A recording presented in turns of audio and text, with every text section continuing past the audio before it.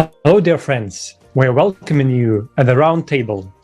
This table is a continuation of the international conference, Global Crisis. This already affects everyone, which was held on July 24th and was simultaneously translated into 72 languages, including the sign language, by volunteers from all over the world. People who are proving with their actions that unity is really possible. Many topics were raised, and unfortunately not all of these topics were discussed in such a detail, and we have this possibility right now to discuss this topic with experts from different areas. And we understand this information is of urgent importance to everyone. This is why on December 4th we'll have another conference, which is named Global Crisis: Time for the Truth. Hello, dear viewers, and hello, dear participants of our today's roundtable. I just want to let you know that today we will be talking about several topics that were actually raised during the conference, such as environment, climate, and basically the ecological and climatic crises that are taking place right now in the world. And we will try to answer the questions: are we as humanity safe right now? And do we see the real situation that is happening right now in the world? And do we actually realize the seriousness of the approaching threats? So today we will discuss these topics with our amazing guests. And dear viewers, please give a warm welcome to John Rosebush, CEO and President of the World Development Corporation, Michigan, United States. James Boyd Fuller, President and CEO of the World Alliance for Planetary Health Nonprofit Corporation of Louisiana, United States. And David Nair, Mentor to Corporate India Leadership, founder of IXL Incorporated, and philanthropist. Welcome, dear guests, and thank you so much for finding your time and joining our today's roundtable. And right now, we would like to start the roundtable with an excerpt from the conference, a really important video that is basically highlighting the most important global crisis that right now we are experiencing, and these threats that are basically approaching to us with every minute. So let's watch the video.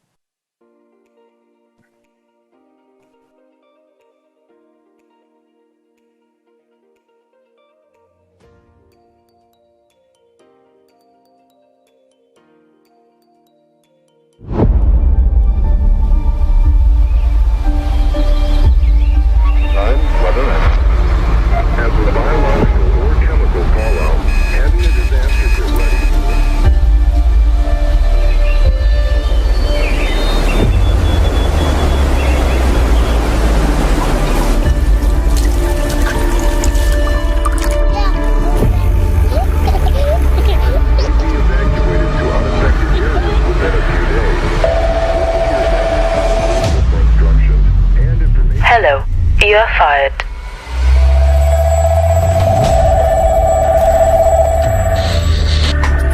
There has been a tremendous technical breakthrough in the world. Every day, neural networks are successfully replacing millions of people in all professions. The unemployment rate has reached a critical level. The planet's ecosystem is destroyed. The number of cataclysms is increasing every day. There are no safe areas left on the planet.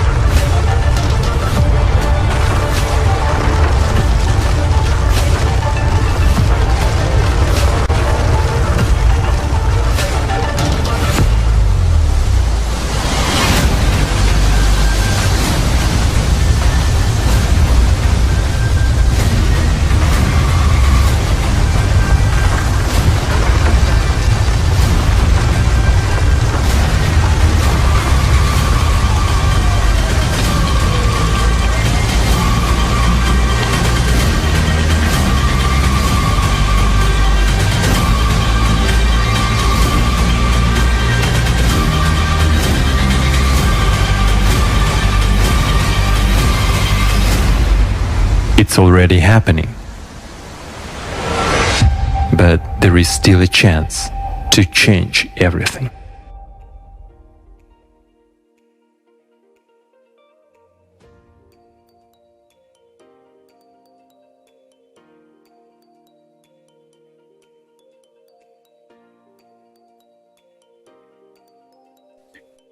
Yes, every time I see this excerpt, I understand how rapidly and how unexpectedly sometimes these cataclysms are happening. And it's really this understanding that it's already happening, but we still have a chance. Yes, and now I'd like to ask our guests to share their expressions of the conference, what impressed them a lot, and what, how do they find relevant, in their opinion, what is, how important is it to continue to discuss these topics that were raised on the conference? And I would like to ask John Rosenbusch to start, please. Yeah, hello. First, I'd like to thank the Creative Society to allow me to appear on the roundtable. It's a great honor to be part of this. I watched almost all the Creative Society video, and I was very impressed with Jason's the way he handled the crisis within the world today. I learned some things which I would not have thought I would have learned in that type of a video, but I did. And I think Jason did a great job on showing the issues that the world is facing today, humanity is facing going forward. I concentrate more on the science and the physical aspects to it than I do the social aspects. There's a great, but I believe both sides to that, both sides to the Creative Society are important. Matter of fact, I think they're the same importance, but the difference is if we don't solve the physical issues, then there's no reason to even think about the social issues. And that's what the Worldwide Development Corporation has concentrated on. And today I'm hoping that we get an opportunity to talk about the solutions. I think he did a great job talking about the problems, but they were very limited about solutions. And I understand that because we don't really have that many today. So my conversation today, and I think James's too, because we know each other extremely well, we actually collaborate, will be concentrating on the solutions, which a lot of people haven't heard. And what we're really interested in is to have a large audience where we can talk about them. And I think it's so we're going to look at the other side to this. And I'm hoping that this platform gives us the ability to do that. So again, I would like to thank you very much for inviting me here and giving me the opportunity to speak. So I'll go on to let somebody else speak.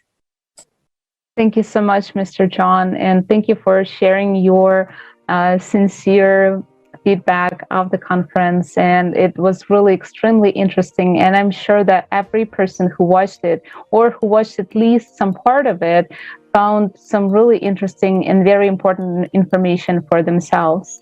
And right now, I would like to pass the floor to Mr. James. Mr. James, could you please share your impressions of the conference, and what did you like the most, or what inspired you, or what was kind of shocking to you as well? Thank you for having me. Creative Society, I believe, is creative. You know, we need to have solutions connected. How do we do that? Well, this is one of the ways. We put ourselves in the front line. We get criticized every day, but we know where we're going. And these are the things that really matter. I mean, happiness in humanity. How do you, describe the purpose of humanity?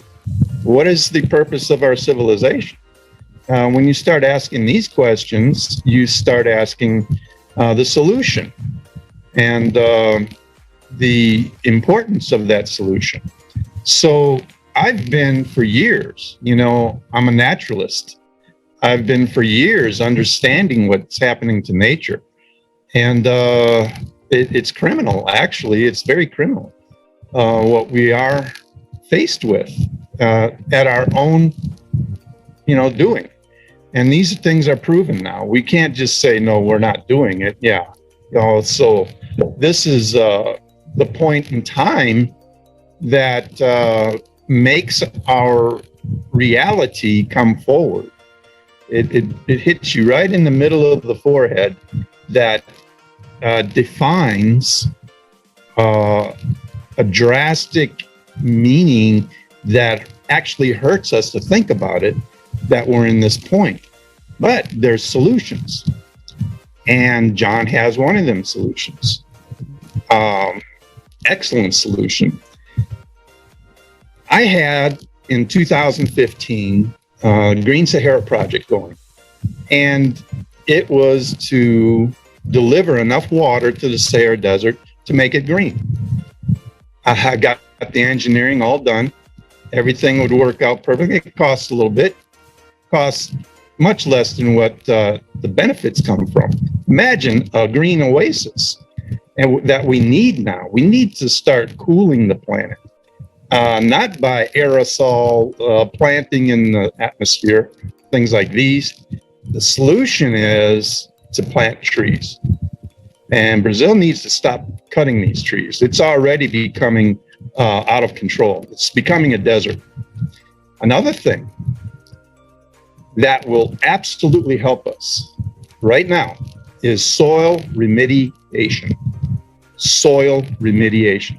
Ali Kavadi out of Turkey, he was Iranian born. I'd love to have him on someday, but we collaborate, and he has a solution for soil using coal, of all things, putting microbial life back into the soil.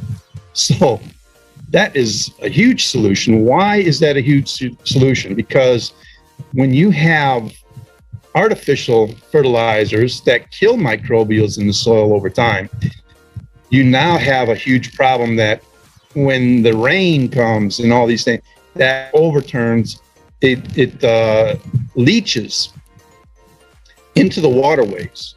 The United States, Mississippi Delta is like 3,000 square miles.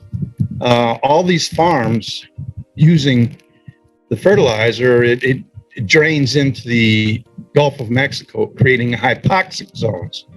Okay, this would all be a solution with Ali Kavadi's coal remediation pathway to helping it will solve the nitrate problem going into these out of these fields.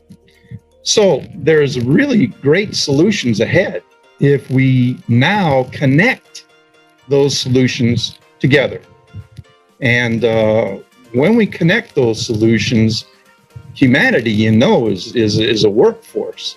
We are so great at working together once we begin to have a direction. And solving our purpose is that first point, I believe, that will absolutely get us on the right trail, get us on the right path narrative to put us in the right place where we need to be.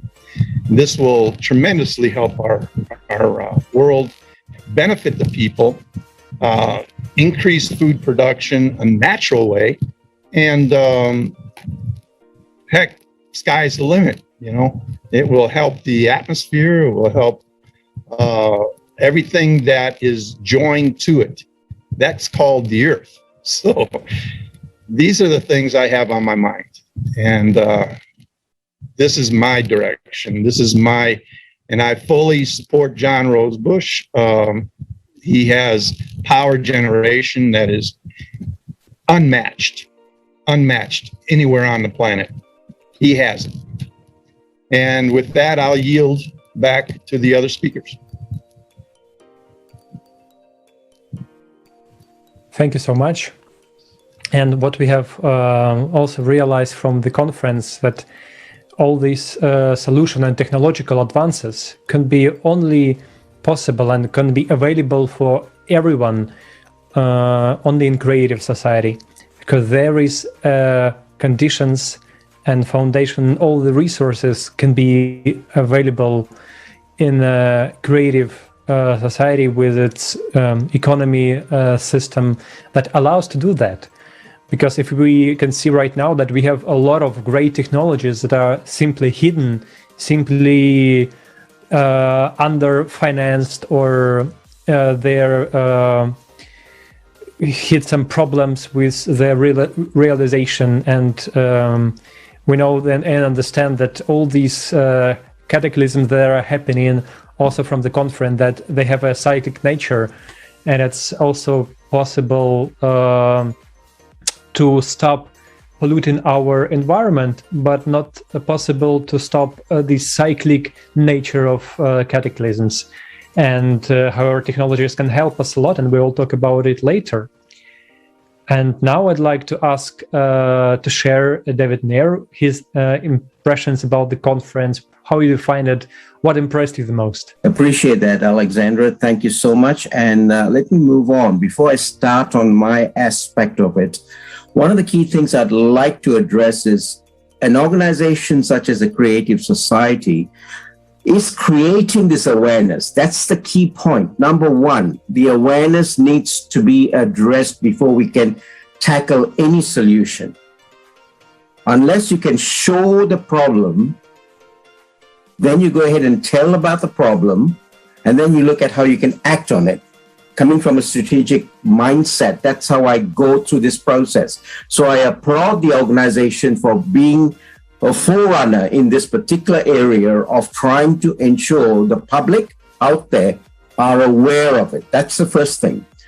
Number two, we as human beings, I'm asking some questions as I go through this. We as human beings, are we really humane in what we do? Think about it. Why I raise a question like that up in the forefront is when I'm digging in the trenches with leadership around parts of India, UAE, South Africa, Australia, and the Asia Pacific, I find there are turmoils and problems that are not addressed. It's good to find a solution. If you don't work with humans to get the system up here shifted, nothing is going to work. I can say that to you. I'll give you one example. A lady who was a policy advisor for United Nations was part of the leadership that we developed.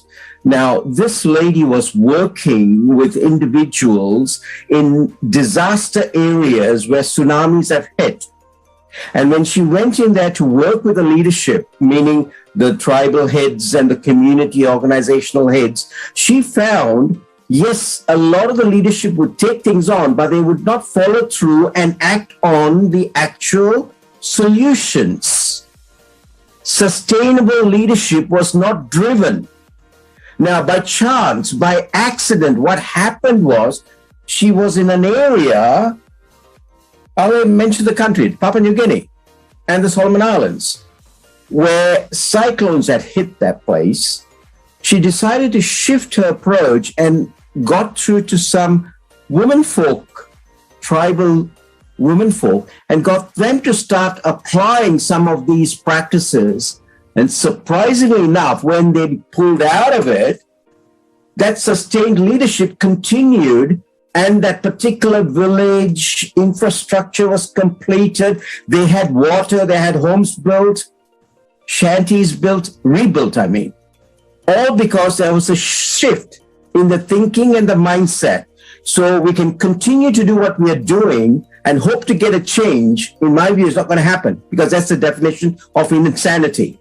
What we really need to do is look at a different methodology on how this can be done. And that's why I take my hat off to the Creative Society to look at, here is the problems we have. Now, let's put together the brains around the globe and say, how can we promote that to communities to see how they can then act on it? And that's my two components I'd like to address later in the segment of today's talk, because I think that ambit of it is not pushed heavily. And I've spoken to a few people within the creative community to explain this so they can start pushing some of these ideas. Because once you can move away from the awareness, which is important, keep doing that, but address this aspect of, let me tell more about how can I fix it. One example I just gave you, and I'll give you two other examples of how reestablishment of thinking has helped drug addictions out. Reestablishment of thinking has helped infant mortality rates to drop. Now, why am I talking about all of those? They are part and parcel of the oncoming generation that we need to cater for, such that the community can be aware and nurture them to be a human being with humane qualities. I hope that's come through. Thank you so much. Thank you so much, dear David. And, I was really impressed by what you said, by the fact that we truly need to bring this awareness to people. We truly need to let them know of what is the real situation right now in the world. What are the threats and the dangers that we are facing and experiencing in some places of the world right now, and what we all together as society, as one big human family, what we can do in order to fix everything, and basically not just to fix, right, but to build something new, to build a new format of relationship probably between people, a new format of communication and interaction, so that we could basically start creating, start implementing the best, the highest potential that all of us have on the inside. And yes, thank you so much. And also I wanted to mention that one of the topics that was raised during the conference was rapid and exponential development of technology and artificial intelligence. And we know that we have one of our respected guests today who would like to talk about the actually development of technology and the technology of the future. So, dear John, could you please share with us your vision of technologies of the future and how these technologies can help us during the climate crisis that we are in right now? Yes, thank you. Again, my name is John Rosebush. I'm the founder of the Worldwide Development Corporation. Over the last 15 years, I've completed research on generating kinetic energy from river flow. And that's what we concentrated on. We concentrated on that because water is the most dense form of natural energy in the world today. I hear a lot of people talk about solar, but you can't capture it. It's not a dense form. The same thing goes with wind. Water is very dense. So if we find a way to capture that kinetic energy, then that has the potential to generate a huge amount of energy. Well, we did. And about 12 years into the research, which I totally self-funded, we come up with a new energy invention that can generate a huge amount of energy, and it doesn't require dams. It doesn't use turbines. It's brand new technology. And so then after we come up with the discovery, we spent the next 2 years transforming this new energy invention, the technology, over and over to where it is today. Now, I was invited to the United Nations, where I went and gave a speech, and all I seen was politics. I was invited to the Department of Energy, and the Department of Energy said I could use any of their labs. Only thing they were after was to steal it in politics. So what did I do? I then have to turn to social media. When I got back from the United Nations, I decided, because of all the politics, I will create a challenge. And that challenge states that the Worldwide Development Corporation has a new energy invention, has the capability to power this planet 15,000 times over, 15,000 times over, for less or equal to 5% of the cost of wind and solar. Now, there's many other things within that challenge, that such as India, since David is from India, that I could show India engineers how to power their country 10,000 times over for less than or equal to 5% of the cost of wind and solar. I actually say on every continent except Arctic and Antarctica that this could be done. Or actually, we could create at least 10,000 terawatts of electricity on that continent. Now, today, the world generates 7 terawatts. Now, I realize that that amount of energy is insane. It would never happen. But I needed to express that within that challenge to show the capabilities of this new energy invention, even though it's shocking. 99.99% of the engineers around the world think this is impossible. Well, we're willing to put our entire company at risk. We'll close up the company if we cannot pass that challenge. And we're not asking for money. So the hold up of the United Nations, we don't understand. James has been working with me. Neither one of us can understand why they're not taking on this challenge. There was a senior vice president of GE that contacted me about 1.5 years ago and spent 3 months emailing me. They initiated it and calling me and emailing me, trying to figure out how this new energy invention works. Then they sent me to their top legal department. They turned me down. Their reasons were they have too much interest in other technologies that they cannot afford to go forward with a partnership. Now that's insanity to me. So far, the Secretary General has contacted me, asked me to send them a letter that they would send out to all the different countries, member countries of the United Nations. I don't believe that's happened yet. Now, we're willing to put the entire company at risk and go home because our motivation is not money. Our motivation is to collect royalties from this new energy invention and to help poor countries and rebuild a middle class around the world. And I kind of got a feeling that special interests are afraid. And I posted it out there quite often. What are you afraid of? Someone said to me, I just appeared on Indian national TV not that long ago. Someone said, well, how long will this take?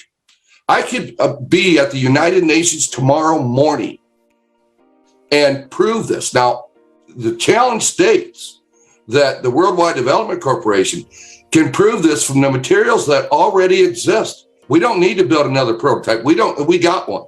We don't need to do any of the other stuff that they talk about. All the engineering and all the other materials, the power projections, etc., are already done. I could appear at the United Nations tomorrow morning and show on the screen the 3D drawings, show them the prototype, and prove that the capabilities are here. And it would take a day or so to come up with the cost because they have to go through it. But we're willing to stand behind it. Now, that solves unlimited energy, solves almost all the major issues that I see on the creative video, almost all of them. Let's kind of go through what that would solve. Water shortages. First thing, climate change. No more smog. This is kinetic energy. It's kinetic energy. You capture energy from water movement. No pollution. By the way, these new energy inventions are self-contained. They no longer need a river. That was part of the different transformations this went through. So imagine this could be located anywhere. In an island, in the middle of a desert, doesn't make any difference. They would operate the same way. So let's go back to what this would solve. Climate change. We would reduce carbon tremendously throughout the world. Biomass would no longer be needed. We won't be cutting trees down for biomass. Water shortages. The reason why we don't desalinate fresh water today, too energy expensive. So guess what? This is now cheap energy. So we could desalinate enough fresh water to turn the whole world into a water oasis. Now, desalination, you got to do it responsibly. What do I mean by that? Right now, they dispose of the brine close to shores. It's destroying the shorelines. But fresh water is how it came into the ocean. That's why we're having water shortages everywhere.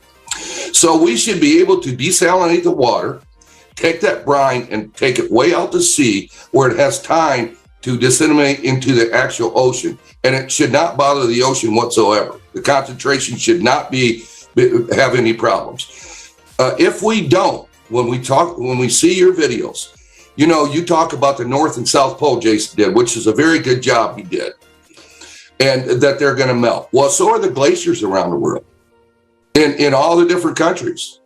And that will, once they're gone, the rivers are gone.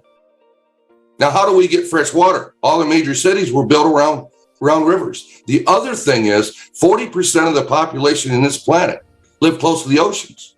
If we can desalinate water, we can support them very easily. Matter of fact, we can desalinate enough fresh water to refill about 10 major bodies of water around the world that have dried up. The Aral Sea is an example. The largest fresh body of water in the world is dried up. Now, with this new energy invention, we could refill that and refill all the aquifers. We could turn our world into a completely water oasis. That's how powerful this and the types of solutions it can do. My view is no money should be involved. Countries should be involved. And the reason being is to eliminate the exploitation of this new energy invention, the intellectual property of it. By the way, we don't plan to build them and control this thing. That will be up to the people around the world. All the engineers, utilities, they're going to own them and they're going to build them. All we're after is to collect a small amount of royalties so that we can pass those royalties back to help poor countries and rebuild a middle class. I've been working with people from India for one reason. They need energy worse than any other country in the world.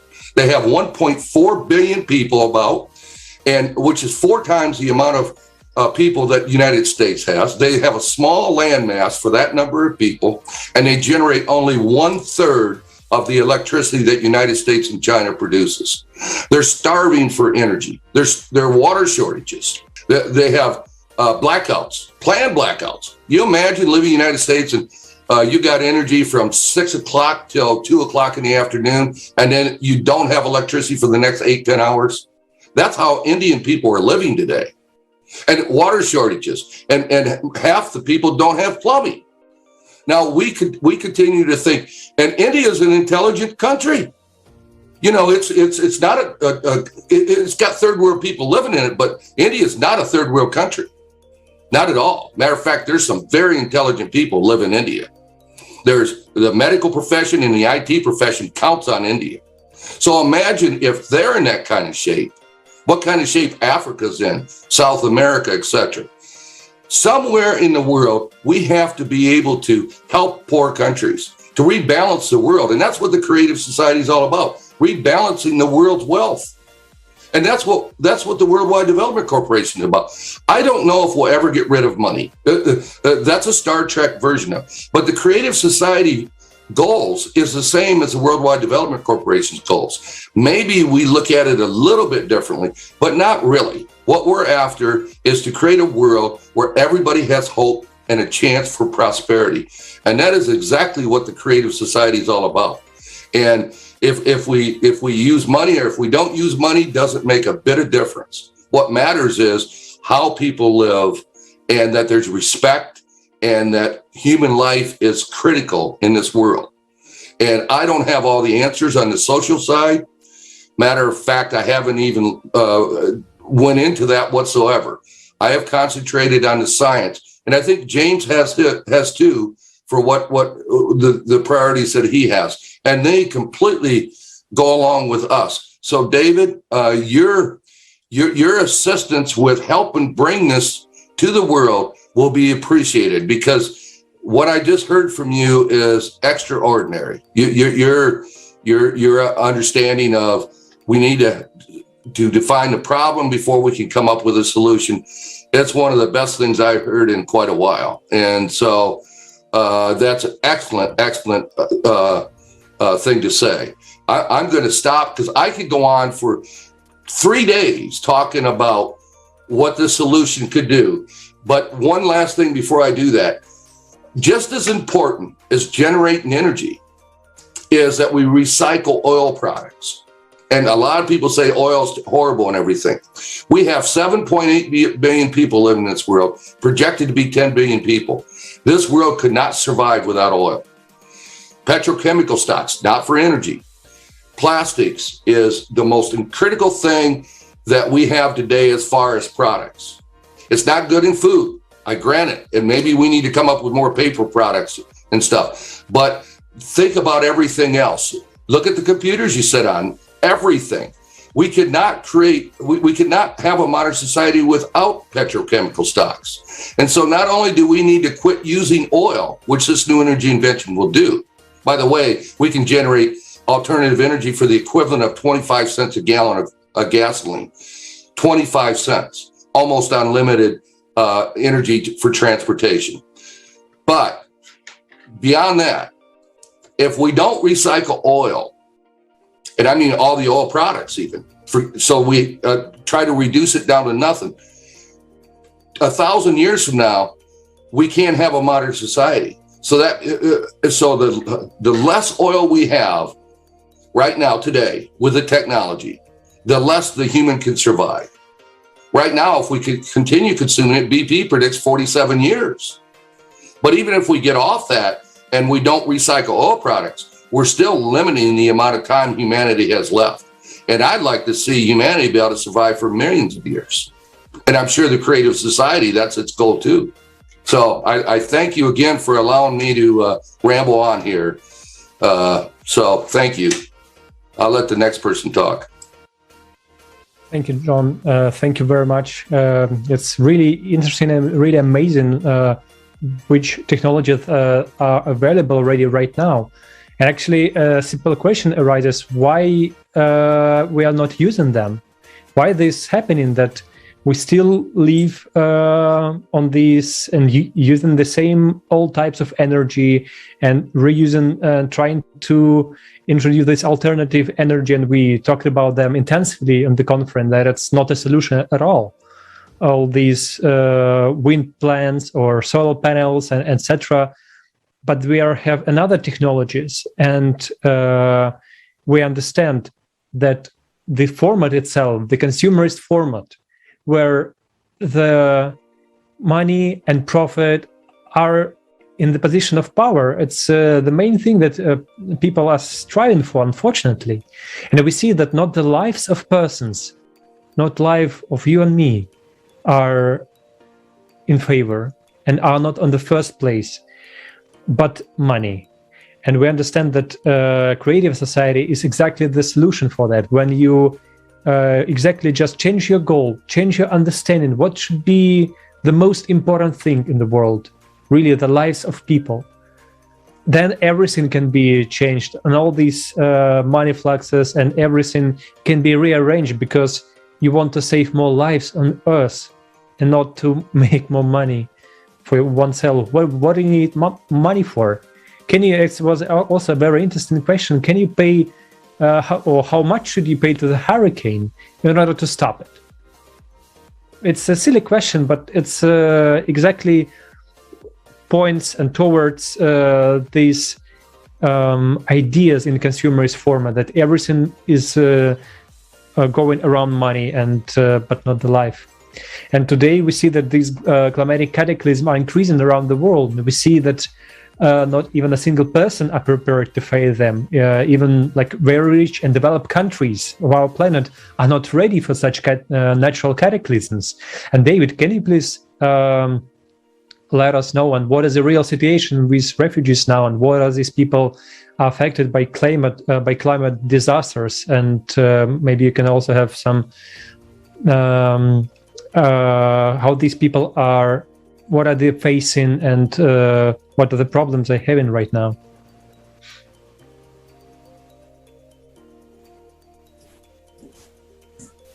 You've asked me the question? I missed that sentence. Yes. Okay, good. One of the major challenges that a lot of the countries are facing, and John, yes, I am in India, but I travel back and forth from Australia. I'm based out of Australia. So for the last 20 odd years, let me just address the part of John's, and I'll get to the refugees. For the last 20 odd years, I've been commuting back and forth into India, and I do concur with you.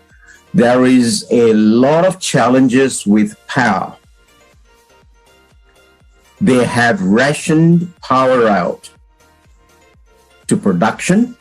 They ration power out to IT industries, to the hospital industries, and even when it comes to household consumptions. Not only is there rationing on power, but also on water.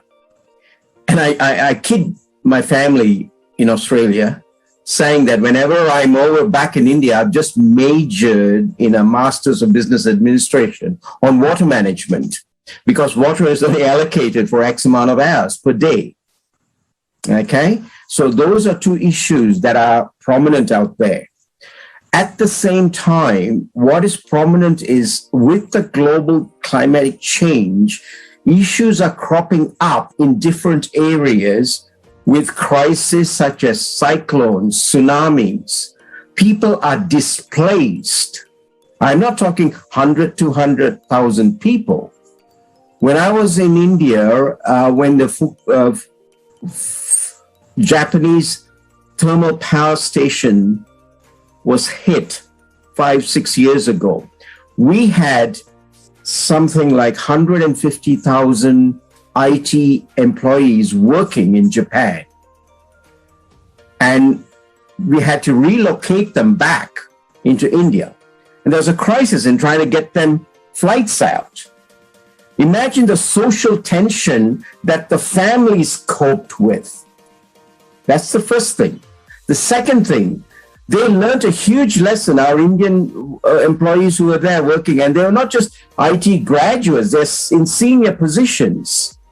And they were saying one social study experience that they got from that community was this concept called discipline.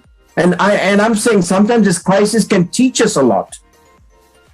One key thing that they learned from the Japanese community was this thing where when the crisis happened, in some of us Western communities where there was a lot of affluence, we would rush to the supermarket to hoard things. It's happened here. When the pandemic is running, I notice whenever they say there's a lockdown here in Brisbane, Australia, or Sydney or Melbourne, where I'm currently, they rush to the supermarket to hoard the toilet papers and ensure there's enough toilet papers in the home. I don't know why. Okay?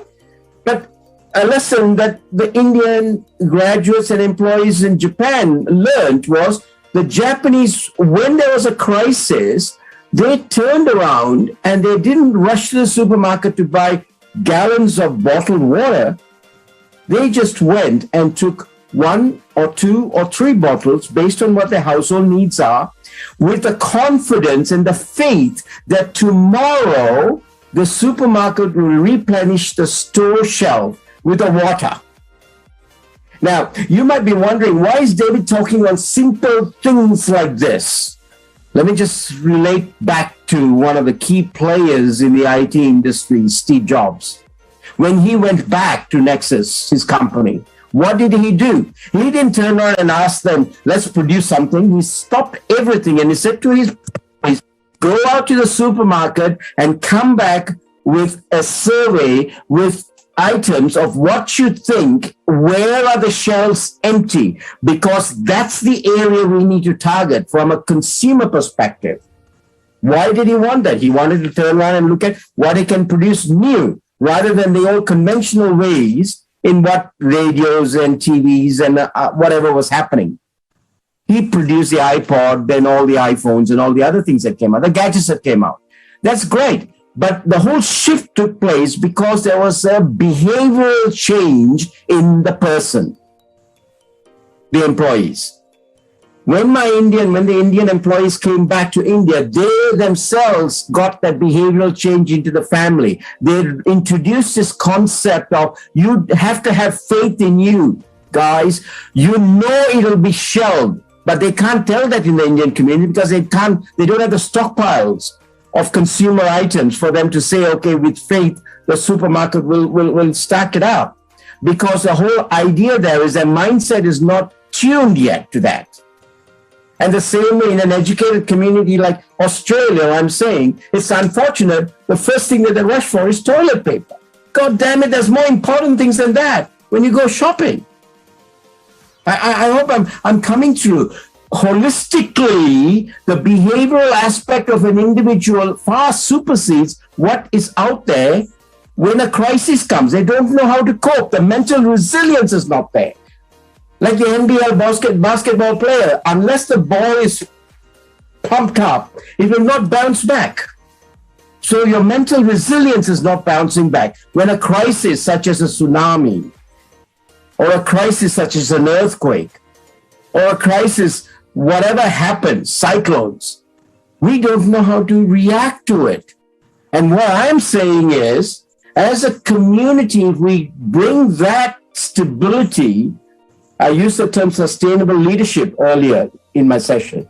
Here, bring that stability of ensuring their mindset is tuned to mental resilience, which means, like if you need to get fit, you go to the gym, you go jogging, you go walking. How many actually do, I'm coming to basics again, basic daily practices, I call them rituals, to clear this thing and sustain that mindset to be tough-muscled in the time of a crisis and believe in certain things that it will happen with faith. Very few do that. Only a handful.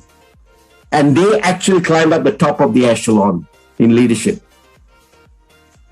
And that's what we need to bring through to our community. And that's the telling part of it. You see, unless we build our human, nothing's going to happen. When JFK took over the presidency in 1964, the first thing he did, NASA was there in existence, but they had no Apollo missions. He made one blunt statement. By the turn of this century, by the turn of this decade, I should say, correct me, by the turn of this decade, we will put a man on the moon. That was in 64. July 68, Neil Armstrong lands on the moon and puts his feet on the moon and says, one step for man, a giant leap for mankind. Now, that's the philosophy I'm talking about we should bring in. I hope this is coming through loud and clear. When we have that type of a mindset shift, people are the creators, guys. You can, well, when you talk about artificial intelligence, today AI robotically is able to paint a picture and sell it on the market in the auctions for over $500,000. AI in Taiwan, Korea, and Japan has penetrated the music industry, where now they have, though Michael Jackson has left us, they have a virtual Michael Jackson on stage performing all of his dances better than Michael Jackson is doing or did. Now, we need to learn to cope with that better, is what I'm saying. Are you getting this whole situation, the scenario that we're coming through? The human being, let me tell you this, guys, this temple, I call it, this temple is very powerful. Only if we know how to use it well. And we're not taught how to use it. That's my philosophy. We are taught how to go and get a degree, a PhD, and all the things that we need. But we're not taught applicably what we need to put in place for sustainable, forget leadership, forget mental resilience, but sustainable human being, so they become a humane human being. Thank you so much. Thank you so much, dear David. Thank you. You know, you had a really, really powerful speech, I can say. And thank you very much for your sincerity and for all the information provided so that people could, you know, truly think about that and make their conscious, basically, ways out. And also, you know, I really, when you were talking about the fact that people had to leave, right, had to go back to India, and you know, I was thinking, like, when we have some kind of natural disasters, right, when something bad happens to some countries, basically they are left on their own with this problem, and basically they have to cope with the issue by themselves. And only when the issue starts to affect neighboring countries and other countries, you know, around that region, that area, only then the global community starts to help in some kind of ways.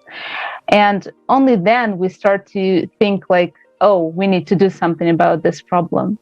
And what I'm leading you to is that in the creative society, basically, we will be able to form an international I think, group or international organization that will deal with all these climate cataclysms and natural disasters, no matter what country was affected by it.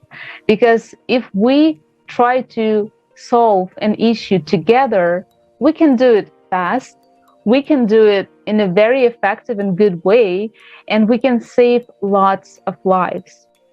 And if we're trying to deal with the problem by ourselves, then we have to spend a lot of time, a lot of effort, a lot of attention, a lot of money, and so on. So what I'm saying is that we need to, change this vector of thinking, I can say, so that we are ready to save every human life on this planet. Only when we cherish the life of ourselves and the life of each person in the world, then we as society can be called civilized. Then we as society can be called truly creative society. And thank you so much for bringing up this topic. And I just wanted to ask, this quick question about the refugees. Like, what is the real situation right now in the world? And we saw from the conference that right now we have, millions of people migrating and looking for shelter. We all understand that if we don't change anything in the world, then billions of people will have to migrate, will be in that situation. So could you please shed some light on the topic of refugees and your opinion, what we can all do together to eliminate this issue?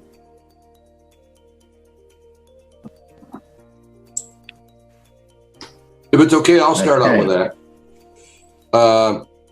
We're going to have mass migration if we're not careful for many, many reasons. Water shortages, food shortages, conflicts, pandemic, and they're going to just increase. Right now we see that over a conflict, but a lot of experts predict if we begin to run out of resources, which is what they would migrate over, or for some other catastrophe like that. But the experts predict there could be up to billions and billions of people, mass migration. We already see that coming up from Mexico into United States now over humanitarian and money issues, and we see it overseas. I think David could input a lot more with the migration over in the East and within Africa, etc. So I'm going to stop there for me. There are two sectors when we look at refugee issues. One is obviously the climatic refugee that we're talking about, that's displaced due to climatic conditions. And that's growing enormously, and I don't need to sort of express that. But on the other sector, there are refugees that are displaced due to political reasons, whatever the cause can be. I'm not getting into the politics of that. But these refugees that are displaced, just think about it. You are packing in a suitcase your whole life, 2 or 3 undergarments, 2 or 3 shirts, 2 or 3 clothes, and carrying that with your family to a new country.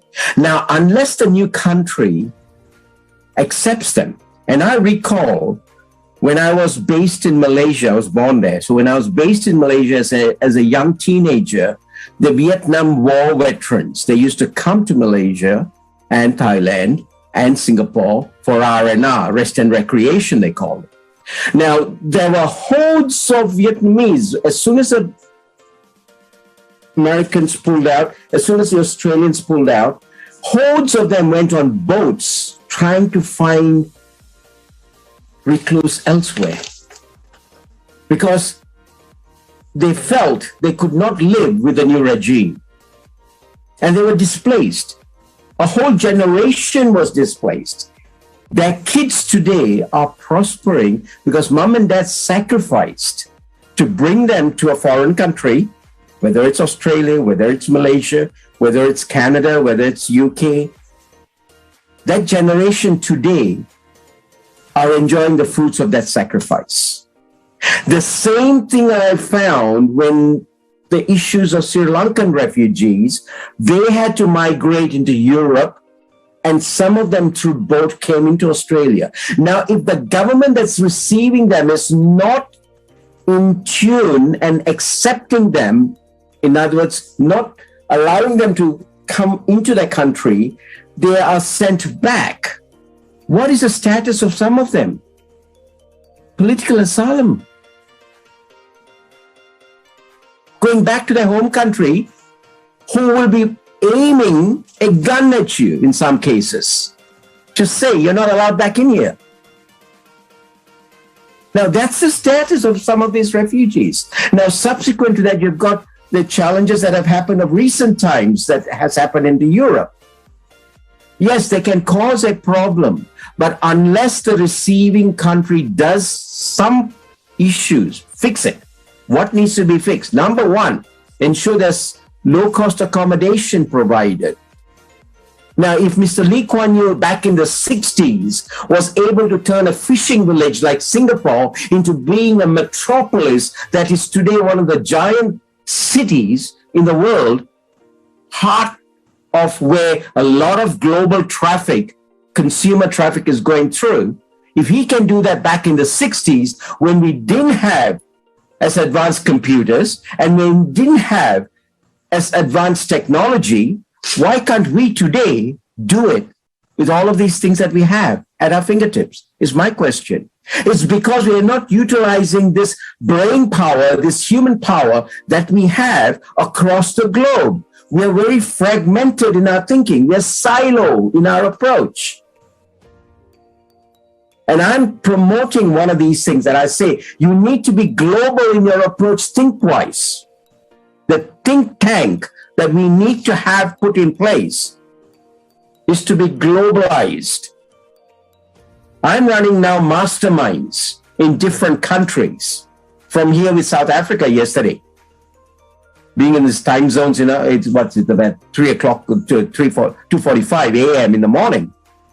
But we run this at these times of the day to fit them. But those masterminds are cranking. What can we do? How can we improve a quality of a person such that he can go ahead and play it forward for a better future for the next generation? That's the legacy I'm promoting.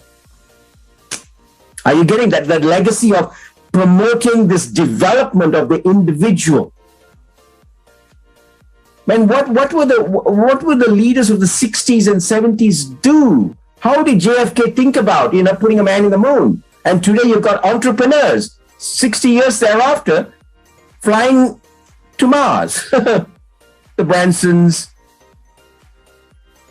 And the point I make is that is possible if we channel.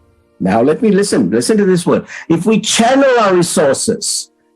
So we need people not just to create, with all due respect to the engineers, not just to create the engineering projects, but we need to re-engineer the individual's thinking process such that we can holistically develop people, just as we have developed AI, robots to go and do things and get retrenched. For example, in China, I think from my memory, there was one company, a mobile company called Tengju.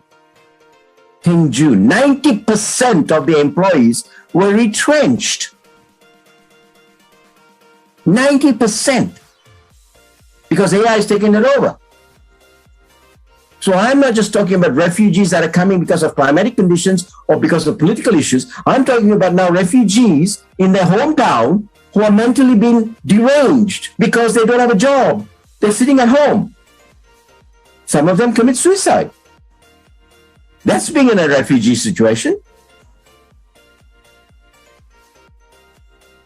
Yes, really a lot of your question.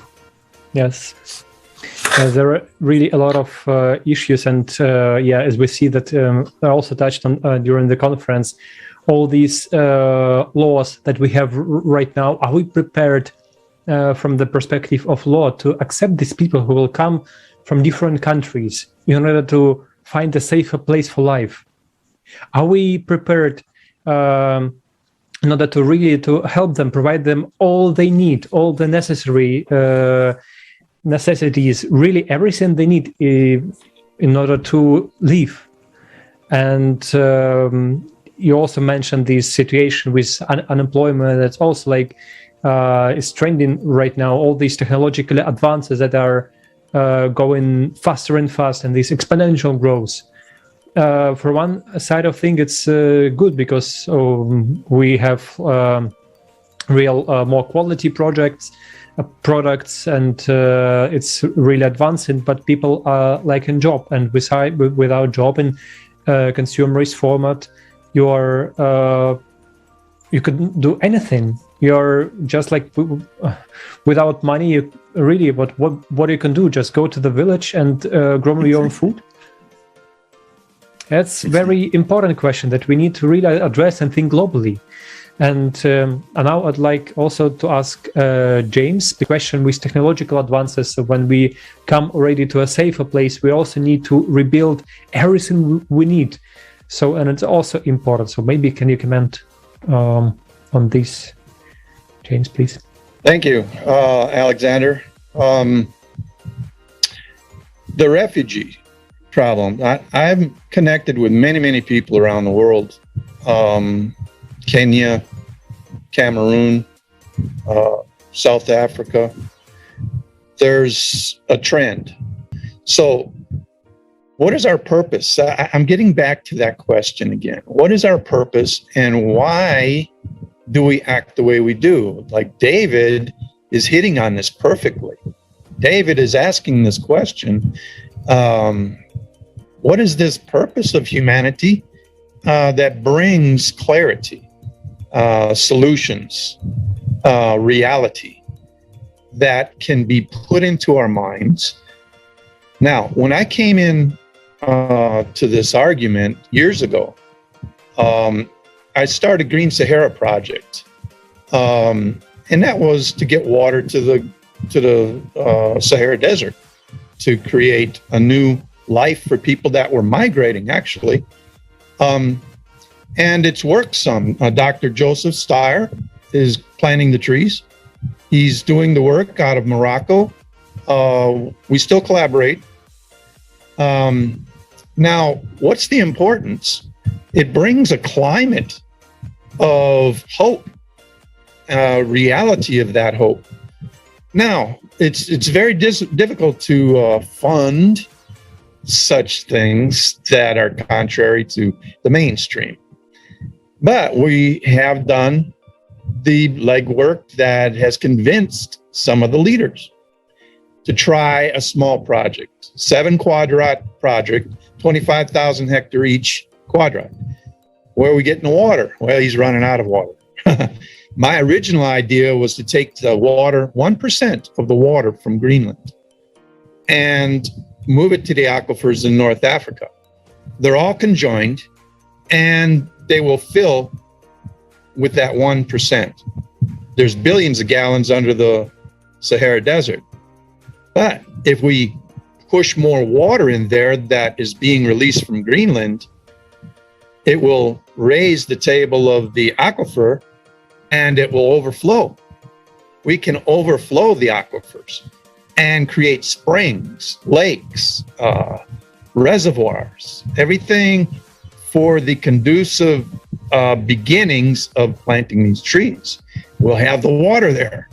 And guess what? There's mineral base underneath the Sahara Desert. All it needs is water, okay? I've worked out the engineering. I've worked out, $800 million to do, a small project to get the water to 1%. Now, how to do it? Coffer dams tethered to this, people say, oh, that's just crazy. No, it's not crazy. It's a long-term solution. It's not crazy. It puts people to work. It puts people to hope. And it puts a reality in the sense of urgency. Now, another thing, cashless society. Wow, that's a big one. How do we do it? See, this creative society is a main driver of reality. Go back to Green Sahara. I started out stewardship principles generations for the 6 to 8 year olds. Okay. This taught them about the environment. This taught to them about solutions. This talked to these children for their futures and the implications of their futures. They need to know. Did the program go through? They killed it because it was too good. It was too good for the children. It was too good for them to understand what they're going to be facing. Oh, they can't be happy learning that sort of thing. You know, we need to break the barriers that hold us down. We are like a fast horse that when you let the reins go, he's going to go. And that's all we need is that little bit of hope and reality that David is talking about, that John is talking about, our host Kate is talking about, Alexander, and all those listening. No doubt they're here for a reason, and they're doing the best job they know how to do. But we need to direct that. And David has that key. David is a key. He said there was 1 million out of a million, there may be one that thinks the way we think. Now, if we get 1 million people to think and pass that on, then we've done our job. Then we've done our purpose. Then we've solved for the purpose, and we could be on board for that. Now, the billionaire, let me just say something here. Last year, there was 2,055 billionaires, okay? During a pandemic, there was added 660 billionaires. What is this telling us? This is insanity. This is pure insanity. How much does 1 billionaire take up in resource?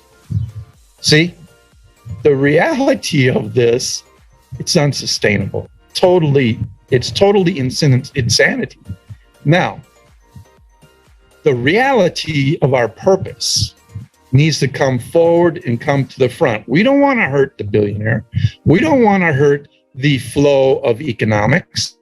We want to create the future.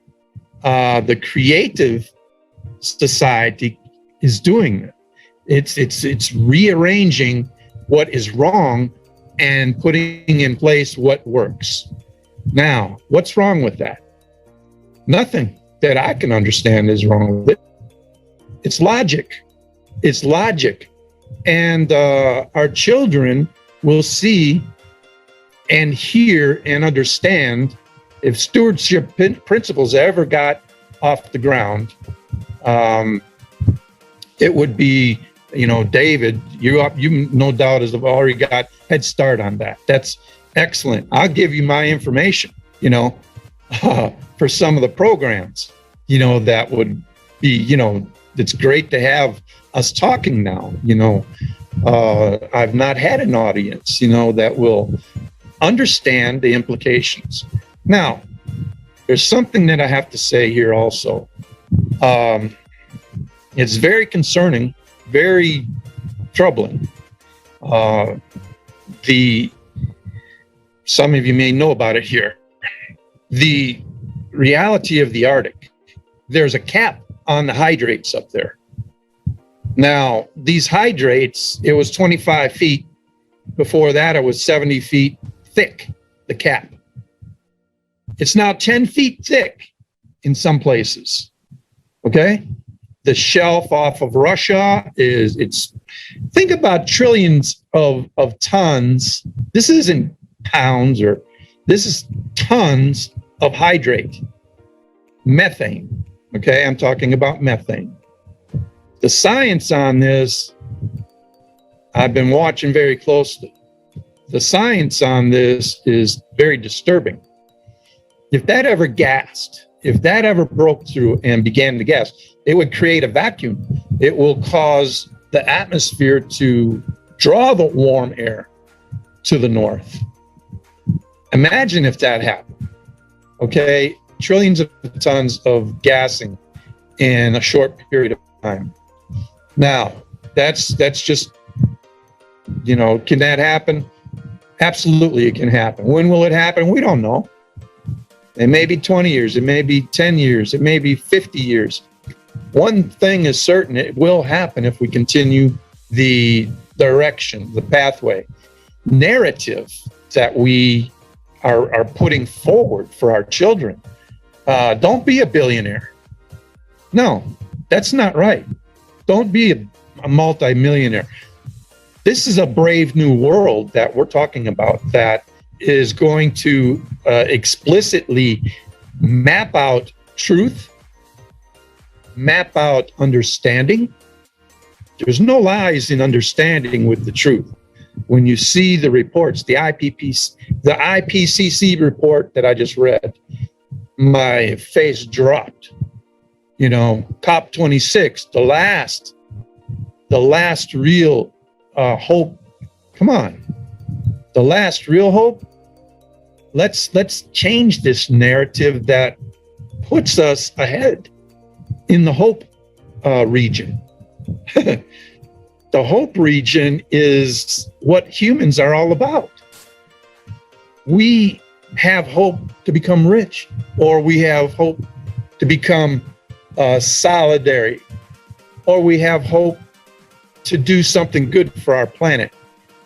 The society, the creative society is doing this to create not millionaires, billionaires, but to create the reality of how we need to proceed forward in a solution base. David, I salute you, brother. Excellent way to go, for the brain aspect of coming into the reality aspect, bringing that to the front. Amen to that. With that, I'll yield to y'all. Thank you so much, dear James. And, I really, really enjoyed the fact that you mentioned our kids. You mentioned the fact that we all understand, we're all are conscious people, right? We understand that after we move to another, shape or state or just pass away, right? It doesn't matter who believes in what things, but our kids will stay on this planet. And if we right now do not solve the issues that we are facing, nobody knows, but I think that there will be nothing to fix after us. Because, taking a look at how drastic this climate change is going on right now, these changes are, they happen unexpectedly in unusual places where you would never expect the things to happen. And, understanding that, we need to all together, we need to unite and change the format of our interactions, the format of our society. Because if we continue to consume, if we continue to fight for those papers, basically, what are money? Just papers, right? Then we will basically destroy each other. We are already on the verge of extinction, because if we do not place on the first place the human life, his and her best moral values, best qualities, best talents, if we do not cherish that up, if we do not support that, then we are in a very, very not comforting and not good position. And during the conference, we've seen a lot of information, a lot of facts that were voiced by respected scientists from all over the world that stated that this crisis that is happening right now and is approaching in even more power and force will affect every one of us without exception. Everyone will be affected, and we are affected already. We just don't mention it, or we're affected not in not that scale as we think we can be. So right here, reasonable questions arise. are we actually ready for such changes? In the consumer format of society, are we ready to face those climatic changes, those natural disasters, those situations that are basically the consequences of what is happening? I mean, the refugees and so on. And the answer is no. In the consumer format of society, we are not ready for it. And we've seen the examples of, with the Europe and so on. So right now, summing up the topic of climate, I would like to suggest us watching a video excerpt from the conference that will give more information to our viewers who might not have watched the conference yet, so that they get the understanding of how serious the situation is right now. So I would ask our technical support to turn on the video on the topic of climate, and the full version of the conference you can find on the website allatraunites.com.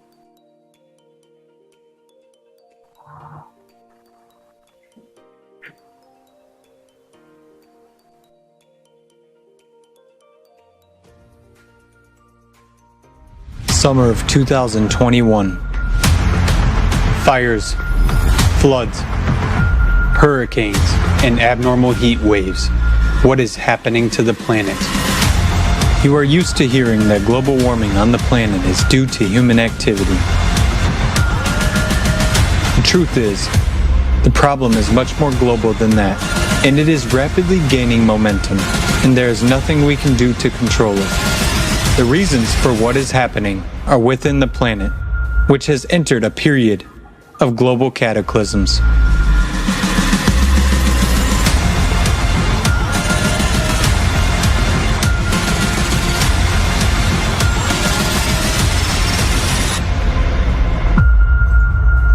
Nucleus. In 1998, a drastic shift of the planet's core was recorded. After that, the GRACE satellites and instruments on the Earth's surface detected an abnormal expansion of the planet at the equator, as well as heating from the inside. Because of the displacement of the core, it is unbalanced. With its vibrations, it creates shock waves, which are manifested on the surface of the planet by increased earthquakes and cracks on the Earth's surface. Through these cracks, a large volume of water escapes into the bowels of the planet. Molten magma rushes to the surface and heats this water. The water evaporates and escapes into the atmosphere.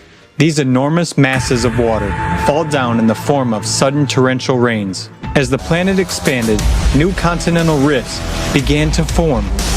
The number of volcanic eruptions increased. Significant tsunamis, including catastrophic ones, tornadoes, tropical storms, and hurricanes became more frequent. Floods and wildfires have become part of the daily news. Since 2015, the situation has become even worse. And today, the deformation of the planet continues to escalate enormously.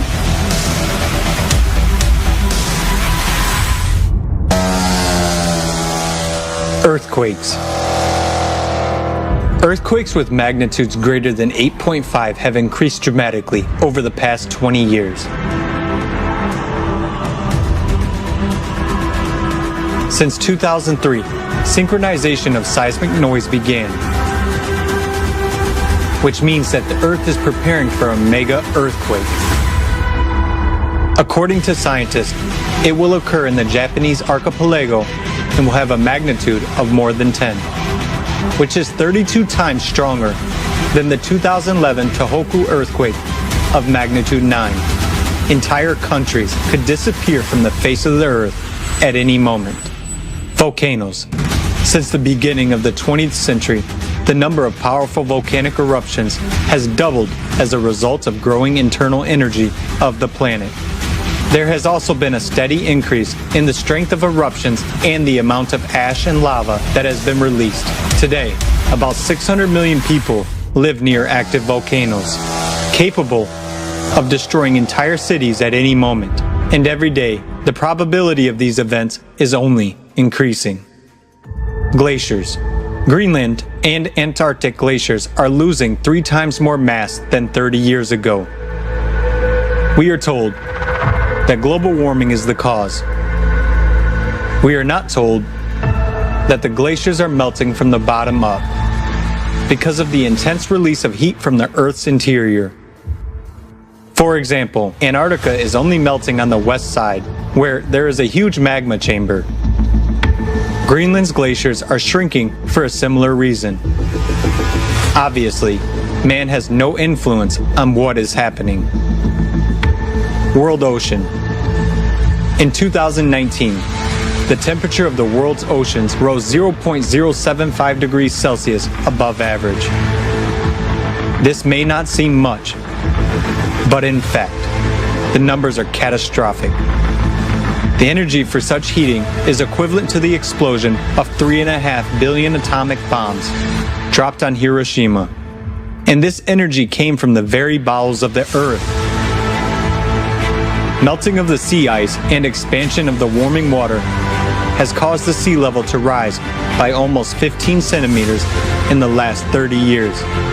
And this is just the beginning.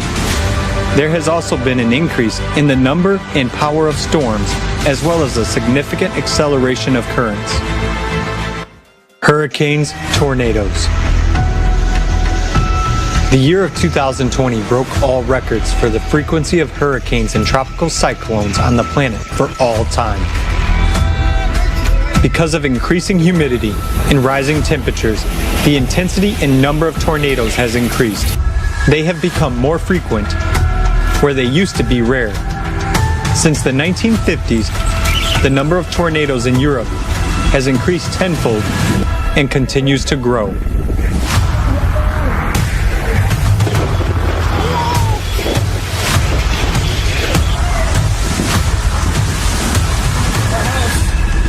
It's freaking destroyed, Josie!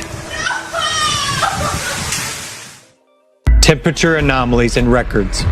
According to the data prepared for the IPCC report on climate change, over the past 140 years, the average temperature on the planet has risen by 1 degree Celsius and by 3 degrees Celsius in the Arctic. And we can already see the catastrophic consequences right outside the window. The period since 2000 has accounted for 19 of the 20 hottest years on the planet in the history of meteorological observations.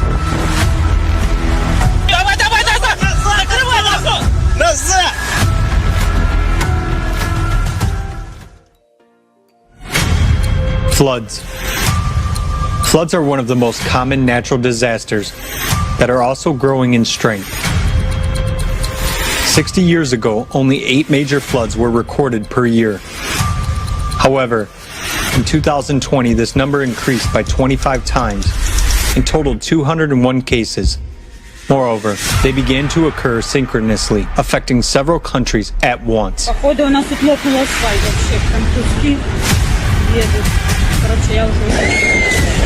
According to the National Oceanic and Atmospheric Administration, NOAA, the number of floods in the U.S. has increased by approximately 100% over the past 30 years. Between 1998 and 2017, floods affected more than 2 billion people worldwide. There's so many people dead!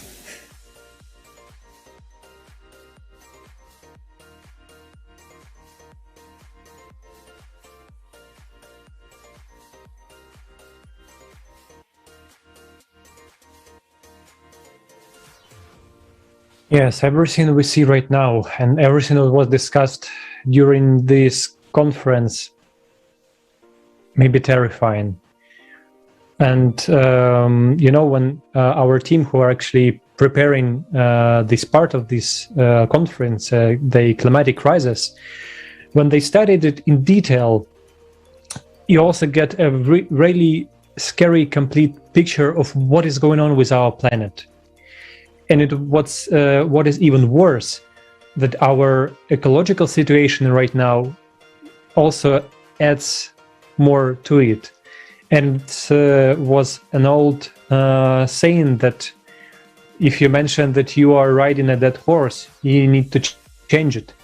And our planet right now, with all this environment, with all this pollution that we have right now in oceans everywhere, is like a dead horse. But the issue is that we cannot change it. We have only one home. And the good news is that we still have a chance to survive, but only together. You know, it's really very important right now to really understand it, what is going on, to have this complete picture, what is going on with our environment, what is going on with climate situation. And this understanding should strive you in order to really act, and act in order to build the creative society. You may ask us, what do you mean by build creative society?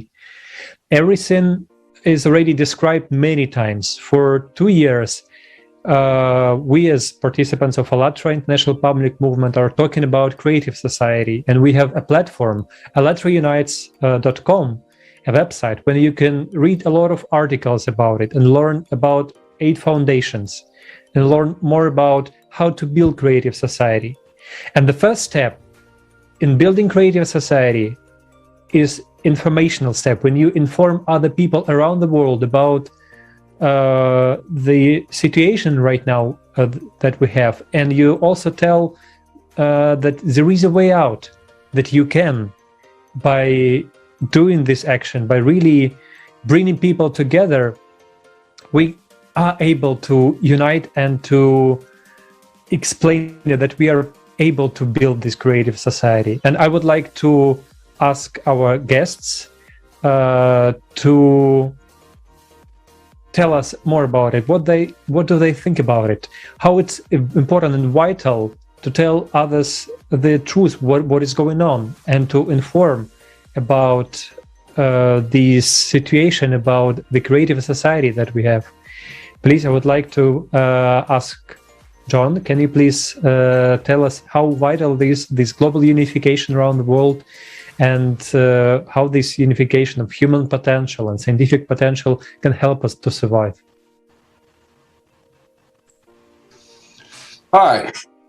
Before I talk about that, I'd like to thank you again for the opportunity. This program has been wonderful. I've learned so much from David Muir, James Fuller, and I'm hoping the host have too. This has been a wonderful hour and a half that I've spent here.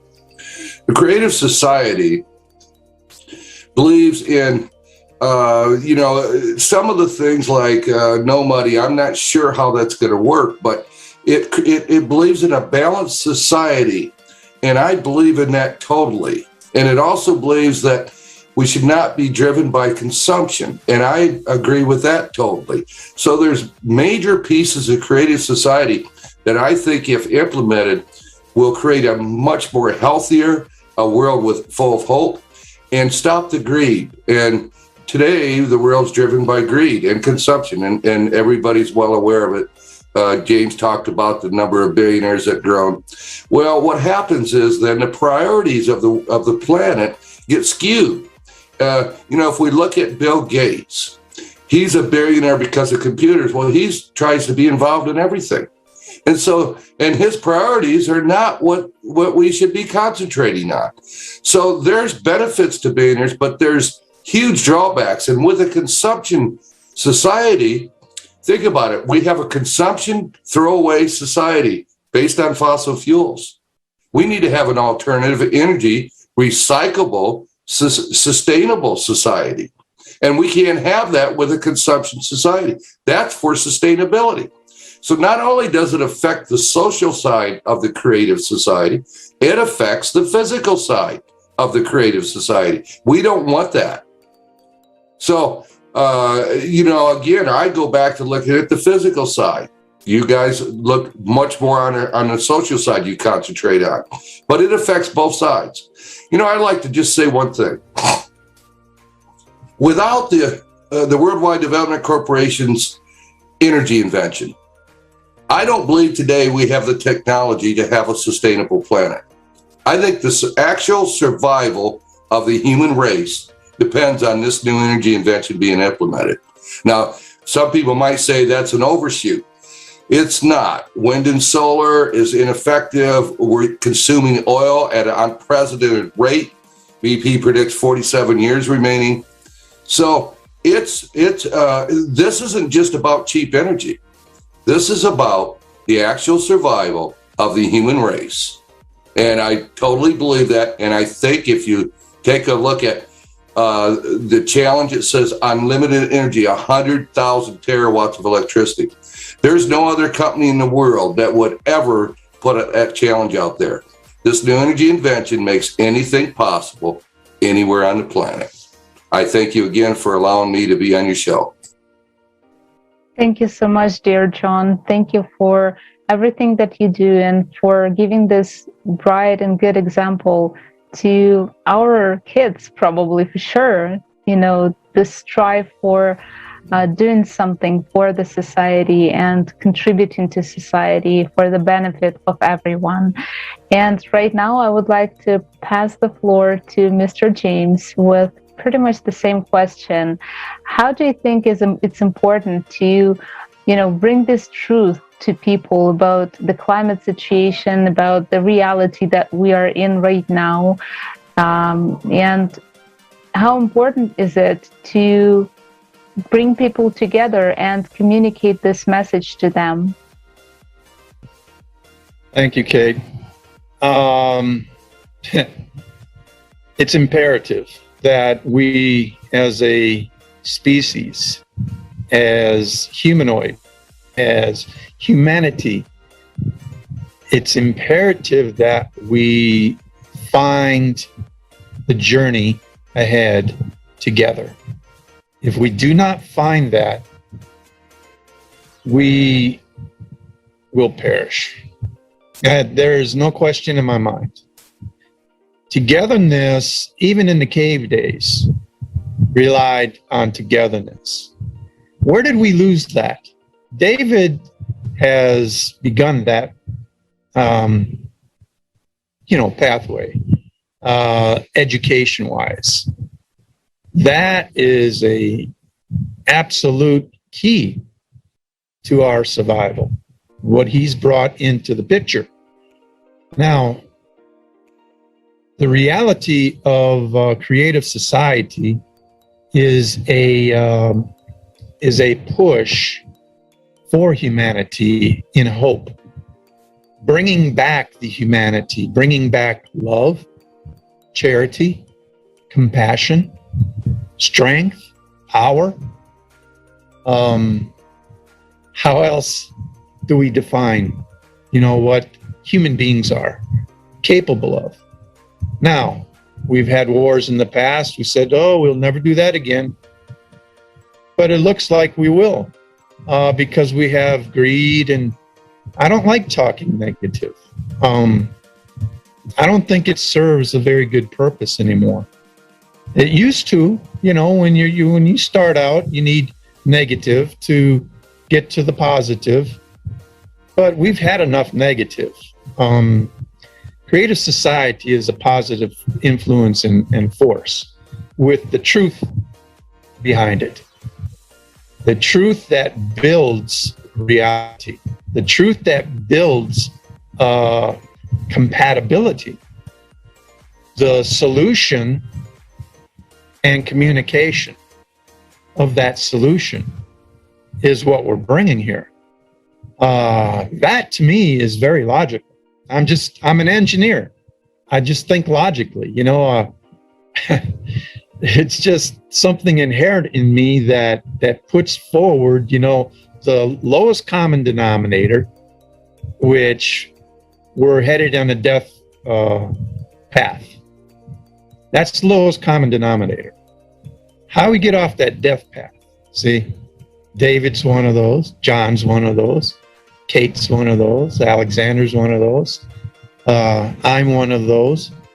Well, what is one of those? Humanity. Reality of humanity. Going back to stewardship principles, generations, for the 6 to 8 year olds. Let's not just plant a seed. Let's plant a miracle into their minds that get them thinking. What is thinking? See, thinking is that point of reality where they find joy in doing something positive. Now, getting rewarded for that? Sure. What is the reward? Fixing the planet? Well, is that a good enough reward? I would think so, yes. Absolutely. I just put it in them simple terms. I'm no great kinetic, powerful speaker, but I know the reality that's ahead of us. It's got to change, and I think creative society has the positive upper hand for our futures because we're together on this. We're together in this, and we're on the same page. Same page needs to be learned, and we're learning that page. That page is so important step to do. It cannot be overemphasized. Cannot be overemphasized, that important step. Together we stand, divided we fall. That's a simple, that's just the way I put it. If we cannot put ourselves together, then we're faced with a real dilemma. That's not good. And we need to do it today, not tomorrow. We need to do it. This is urgent. This is very urgent. What you've all put together here is extremely wonderful in my mind. The possibilities going forward are extremely wide and good.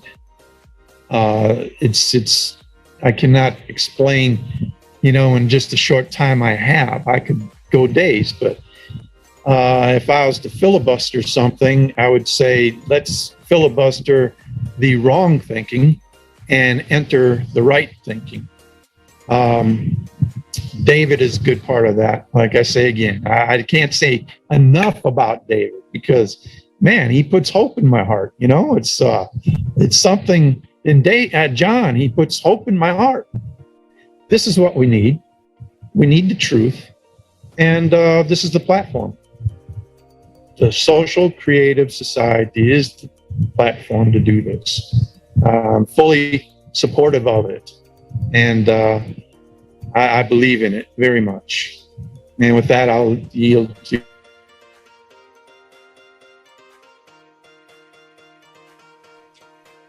Thank you so much, John. I think we have some technical issues, but yes, thank you so much for your sincere words. It's really touching my heart as well.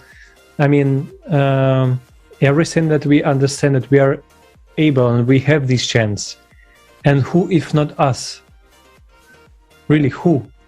Who, if not us, can build this world, stand together, and with all these understandings and all these possibilities that we have right now, just be together, be united, and act. And I would like to ask David about how it is important to act exactly right now, not tomorrow, not day after tomorrow, but exactly start with a decision today. How it is important. Can you please? Wow, Alexander, before I just go down, let me just thank each one of you. This has created a mastermind here. I don't know if you realize it, John, James, Alexander, Kate. I really appreciate being in your presence. Decision, as the Latin word says, decry, to cut. You cut and you move on. Now, so we have to make a decision to realize we need to cut and we move on. But as we do that, I am a firm believer we need to communicate. And this, in my view, cannot be enough said. And I define communication this way. Communication in any relationship, it's like blood to life. You take blood away from life, what happens to life? Life will die. You take communication away from a relationship, what happens to a relationship? It will die.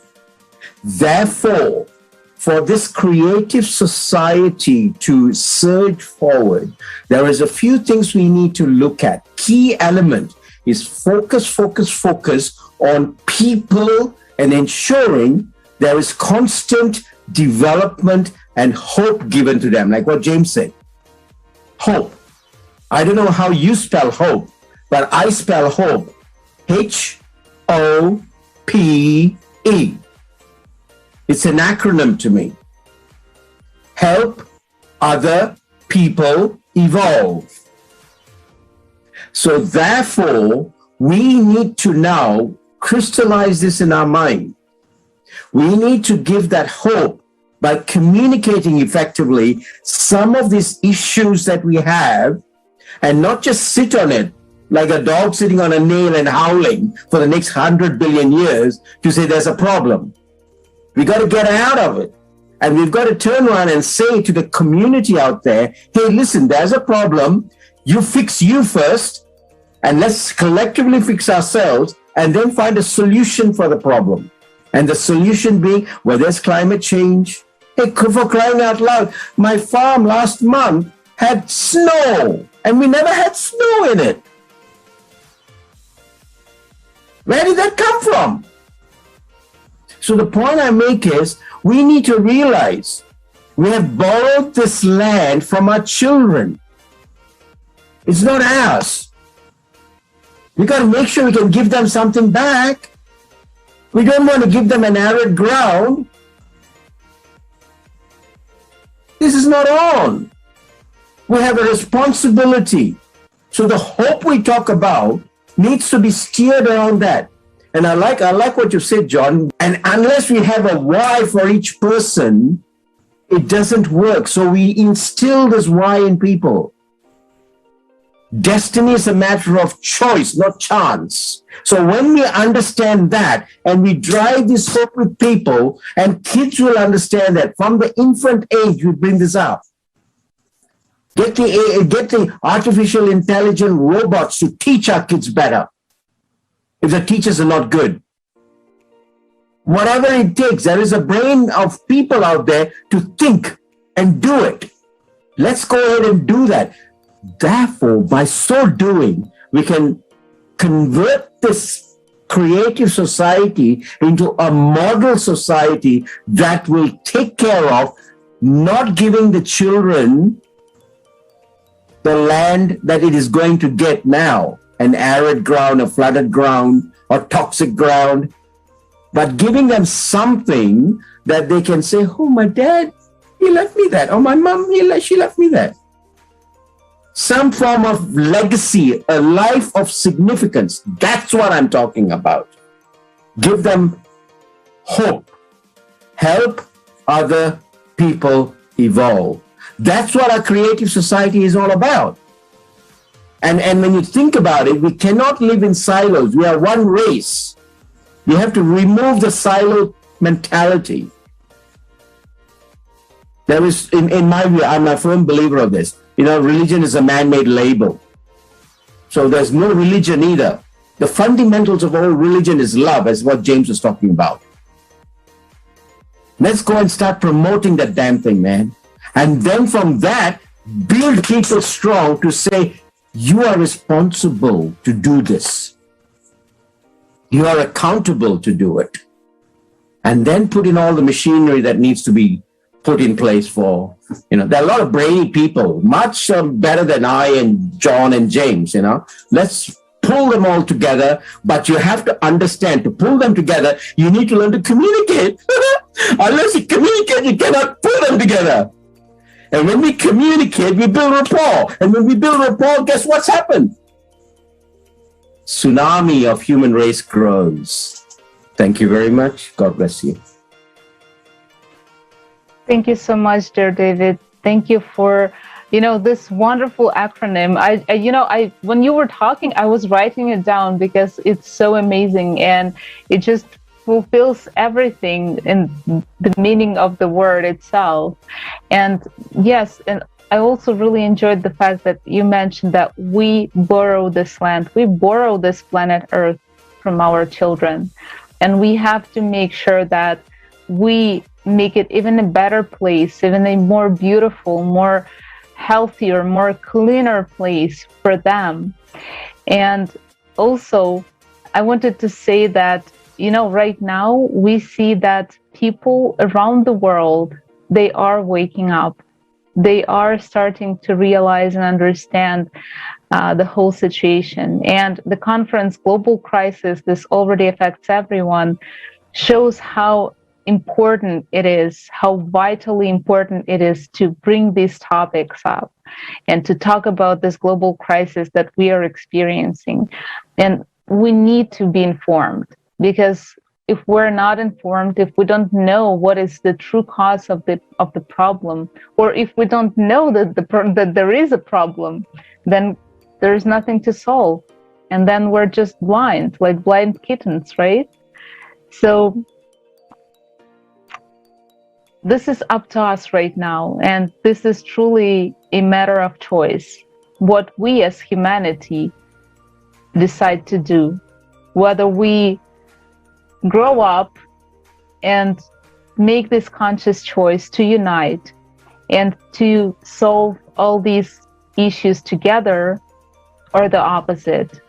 And I truly believe that we will choose the first option, because the second one it's not an option for sure. So I just wanted to also to address to our viewers and to make a short announcement that we saw that the conference Global Crisis, This Already Affects Everyone made a huge resonance. A lot of people who watched it were shocked and also amazed by the fact what we as humans are capable of and what we can do by uniting.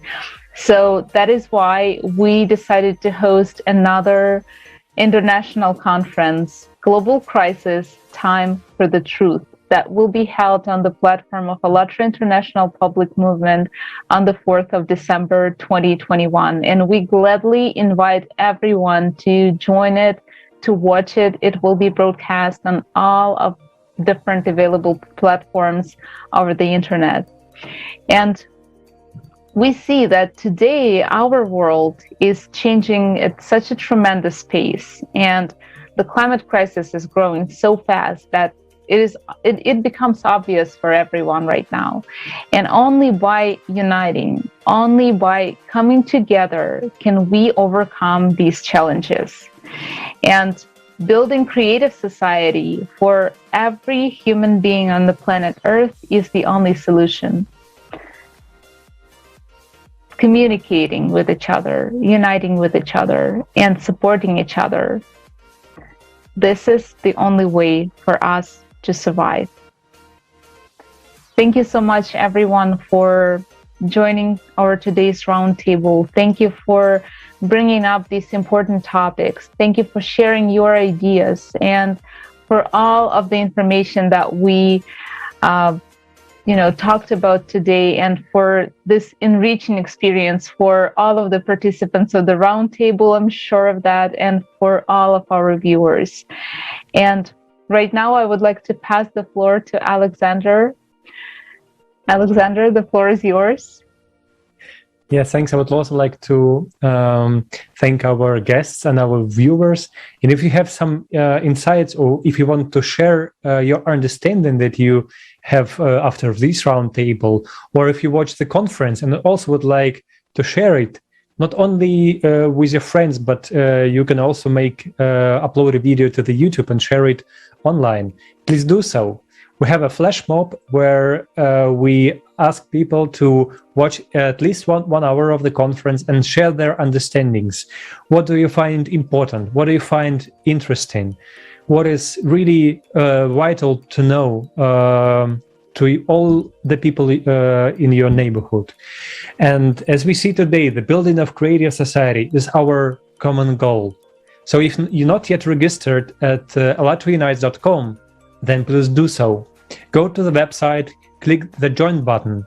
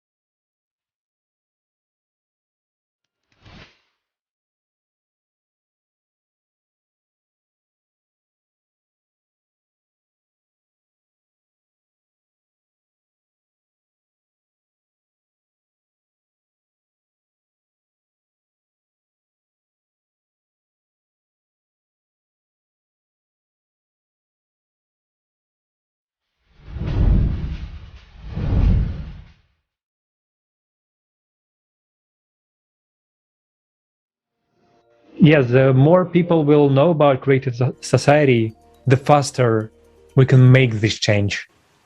Thank you so much.